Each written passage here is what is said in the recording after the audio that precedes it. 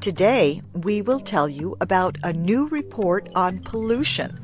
It says pollution problems are threatening the health of up to 200 million people worldwide. We will also report on concerns about dam projects in Vietnam. And we will tell you how some Buddhist monks are learning to protect fresh water supplies high in the Himalayan mountains.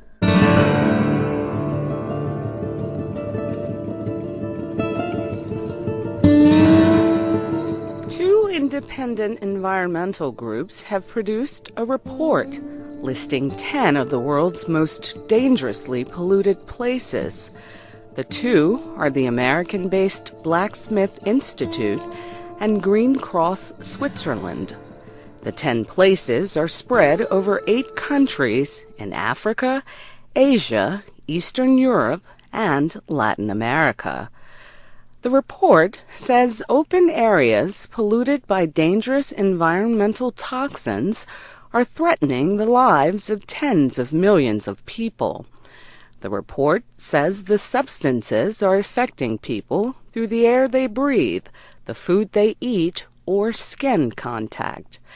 The toxins include lead, cadmium, chrome, oil, pesticides, phenols, mercury, sarin, radionuclides, and organic compounds.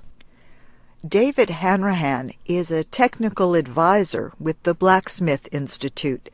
He told VOA that 4 of the places on the list were on his group's first list, which was released in 2006. The other areas are in Argentina, Bangladesh, Ghana, Indonesia, and the Niger River Delta of Nigeria. David Hanrahan notes progress in cleaning up some of the world's most dangerously polluted places. For example, he says, the Dominican Republic was on the first top 10 list because of high levels of lead at a recycling center. He says the country was removed from the list after the center was cleaned up and made into a playground for children. Mr. Hanrahan is reporting similar successful cleanups in other places.